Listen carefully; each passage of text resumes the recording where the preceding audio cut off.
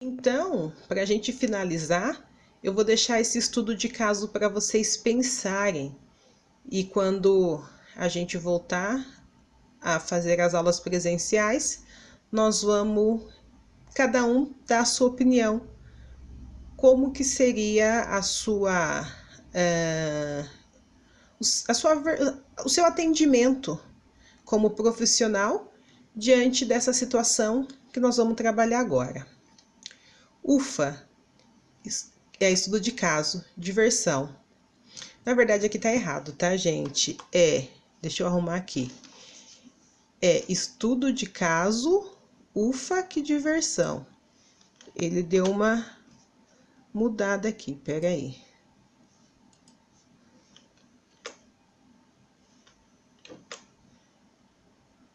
Então, é isso aqui. Agora sim. Então, estudo de caso, UFA, que diversão. Prestem atenção, então, no texto e depois lá no final tem algumas perguntinhas em cima desse estudo de caso.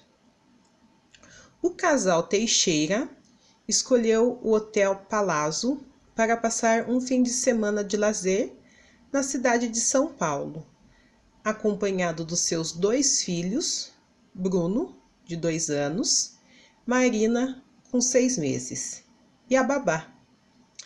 A reserva havia sido feita com antecedência.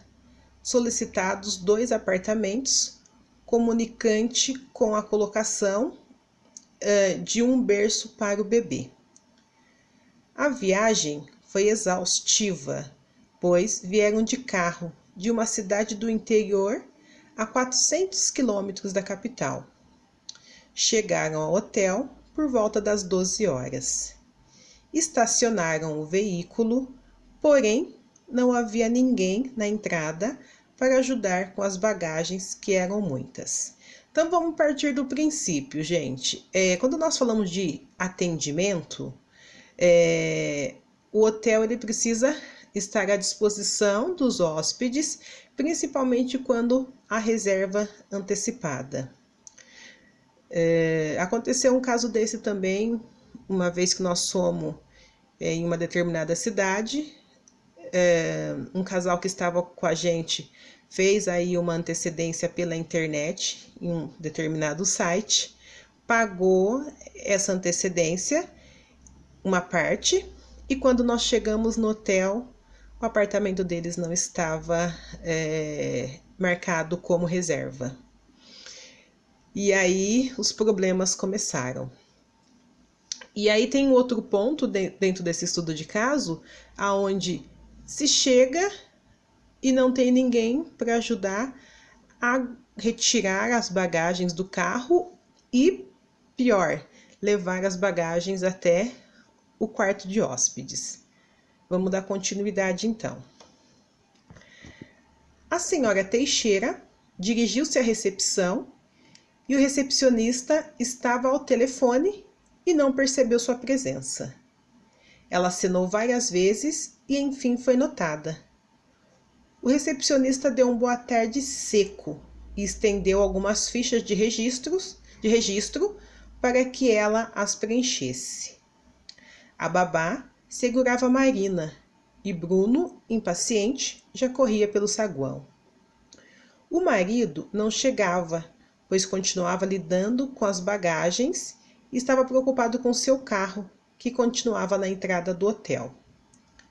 Após preencher as fichas, o recepcionista solicitou o adiantamento das diárias. Ela entregou o cartão de crédito e aguardava, porque aparentemente o terminal do cartão de crédito estava sem a bobina. Finalmente, após o pagamento adiantado, o recepcionista entrega as chaves dos apartamentos 1101 e 1505. Segunda parte, gente. Atendimento. Chegou um cliente, um hóspede, qualquer pessoa na qual empresa, esteja prestando serviço e a pessoa está no telefone, por ética, ela tem que pelo menos desligar. Porque, como diz aqui nesse estudo de caso, ela teve que assinar por várias vezes para ele entender que tinha uma pessoa lá para poder ser atendido. E ainda entende-se que ele não gostou, porque ele deu um boa tarde meio ríspido para ela e já entregou umas fichas para ela poder ir preenchendo. E aí a gente pode pensar assim como nós falamos lá atrás sobre você encantar o cliente. Ele não poderia de repente ter perguntado como foi de viagem, se gostaria que chamasse alguém para poder ajudar, como se ele estivesse fazendo apenas a obrigação dele, nada mais do que aquilo de encantamento.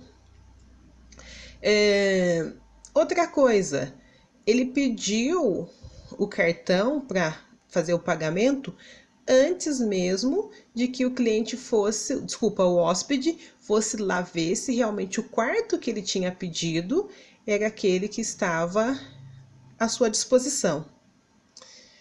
Outro erro, ele não se atentou que não tinha bobina no terminal do cartão. Então imagina até que ele vai procurar a bobina, até que ele vai colocar a bobina no terminal do cartão. Olha a impaciência, gente, para poder finalmente entregar as chaves erradas. Vamos continuar.